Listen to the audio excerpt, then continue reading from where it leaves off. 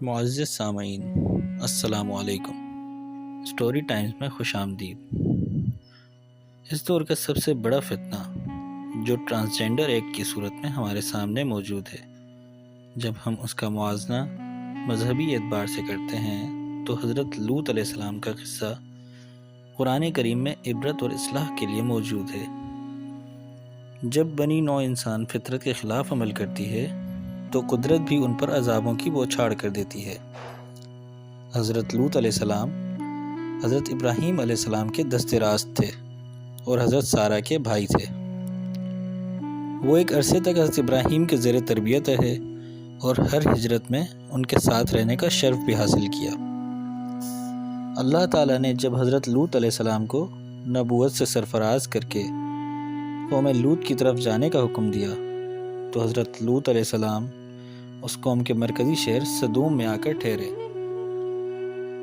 انہوں نے وہاں دیکھا کہ وہاں کے باشندے بدکاریوں میں اس قدر مبتلا تھے کہ الامان والحفیظ، دنیا کی کوئی برائی ایسی نہیں تھی جو ان میں موجود نہ ہو، اور کوئی خوبی ایسی نہیں تھی جو ان میں پائی جاتی ہو۔ دنیا کی سرکش، بد اخلاق اور بداتوار قوم کے دوسرے عیوب و بدکاریوں کے علاوہ یہ قوم ایک خبیث عمل میں مبتلا تھی جسے جنس پرستی کہا جاتا ہے۔ مفسرین و محققین کے مطابق شیطان لعین اس قوم کے ایک مذہبی اجتماع میں جا گھسا اور اس کے سرداروں کے سامنے خود کو ایک حسین لڑکے کی صورت میں پیش کر دیا اور ان کو ہم جنس پرستی کی طرف اکسایا، اور وہ اس پر قائل ہو گئے، اور شہوت کا جو نشہ ان کے دماغ پر چڑھا وہ اللہ کے عذاب کی صورت میں اختتام پذیر ہوا۔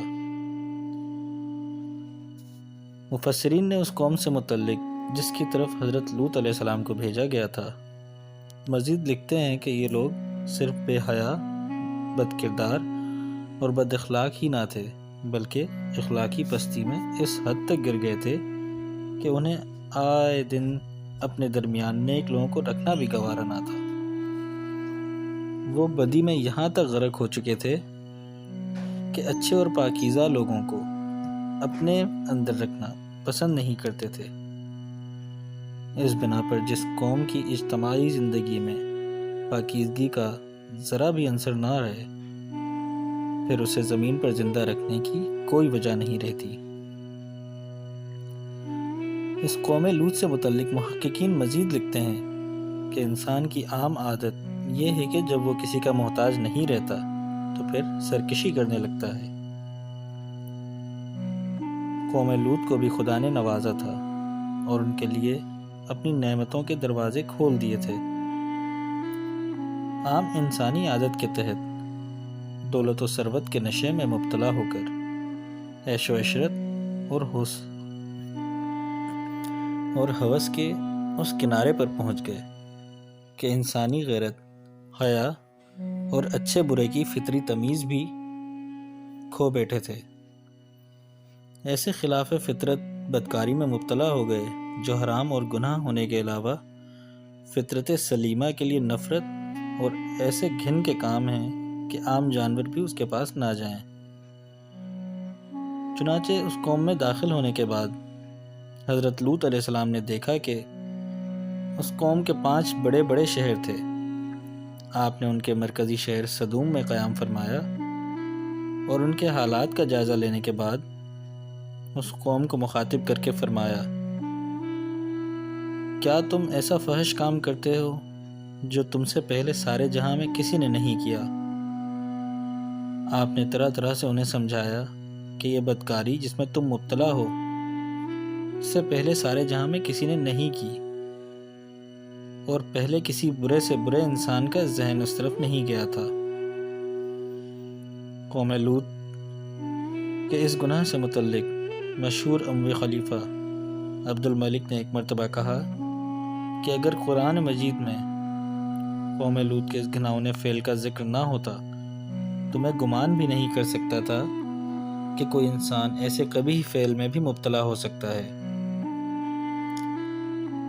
حضرت لوط کی یہ قوم گویا گناہوں کا مجموعہ تھی۔ پہلے بد کے علاوہ ان کے اندر اور بہت سی خامیاں اور بدعمالیاں تھیں۔ ان کی ایک عادت یہ تھی کہ علاقوں میں باہر سے آنے والے تاجروں اور سوداگروں کے مال کو ایک نئے اور اچھوتے انداز میں لوٹ لیا کرتے تھے۔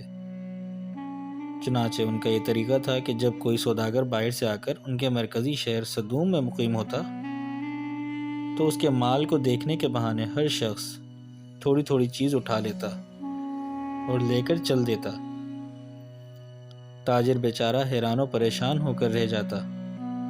اب اگر اس نے اپنے مال کے نقصان کا شکوہ کیا اور رونے دھونے لگا تو ان لٹیروں میں سے ایک آتا اور لوٹی ہوئی دو ایک چیزوں میں سے ادھوری چیزیں دکھلا کر کہنے لگتا، بھائی میں تو یہ لے گیا تھا، لو تمہاری یہ چیز موجود ہے، واپس لے لو۔ چنانچہ وہ تاجر رنجیدہ آواز میں کہتا کہ میں ان ادھوری چیزوں کو لے کر کیا کروں گا؟ جہاں میرا سارا مال لٹ گیا وہاں یہ بھی صحیح، جا تو اپنے پاس رکھ۔ جب یہ معاملہ ختم ہو جاتا تو دوسرا لٹیرا بھی اسی طرح کی کوئی معمولی چیز دکھا کر وہی کہتا جو پہلے نے کہا تھا۔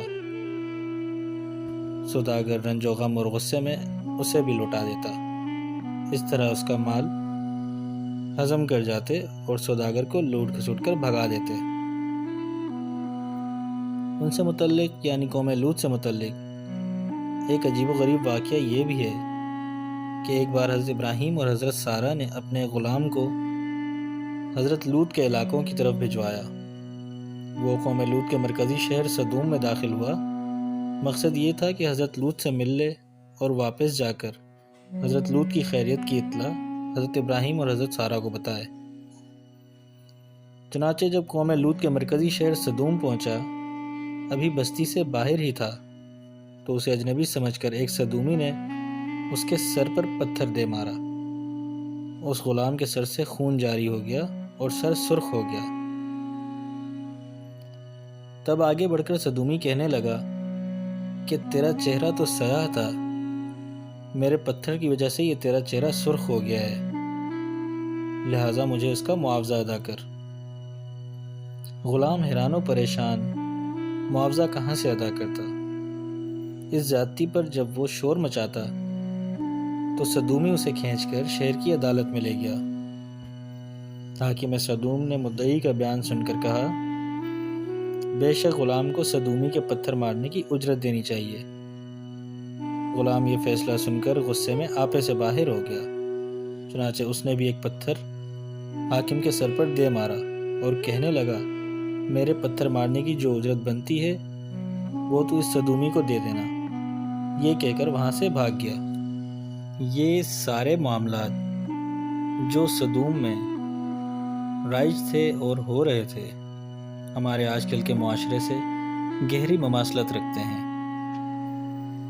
قصہ مختصر، جو فرشتے حضرت ابراہیم علیہ السلام کو اولاد کی خوشخبری دینے آئے تھے، آگے انہی فرشتوں نے حضرت لوط علیہ السلام کی طرف عذاب کی وعید لے کر جانا تھا۔ حضرت عبداللہ بن عباس نے فرمایا کہ یہ تین فرشتے جبرائیل، میکائیل اور اسرافیل تھے۔ انہوں نے بشکل انسانی آ کر حضرت ابراہیم کو سلام کیا۔ حضرت ابراہیم علیہ السلام نے سلام کا جواب دیا اور مہمان نوازی کے لیے تلا ہوا بچھڑا پیش کیا۔ چونکہ فرشتے کھانے پینے کے خواص سے عاری ہوتے ہیں تو فرشتوں نے اپنے ہاتھ میں موجود کچھ تیروں سے اس تلے ہوئے بچھڑے کو کریدنا شروع کر دیا۔ فرشتوں کی یہ حرکت حضرت ابراہیم علیہ السلام کو نہایت گراں گزری، پر نبوت کے مطابق اور اپنے تجربے کے حساب سے وہ یہ چیز سمجھ چکے تھے کہ ان کے سامنے بیٹھے یہ مخلوق انسانی خواص نہیں رکھتے، لہٰذا فرشتوں نے بھی مزید چھپانا بہتر نہیں سمجھا اور اپنے بھیجے جانے کی وجہ بیان کر دی کہ ہم آپ کو نرینہ اولاد کی خوشخبری سنانے آئے ہیں۔ حضرت ابراہیم علیہ السلام بہت خوش ہوئے اور اس خوشخبری کے بعد انہوں نے ان فرشتوں سے پوچھا کہ اب کیا ارادہ ہے؟ تو انہوں نے کہا کہ ہم قوم لوط پر عذاب طاری کرنے آئے ہیں۔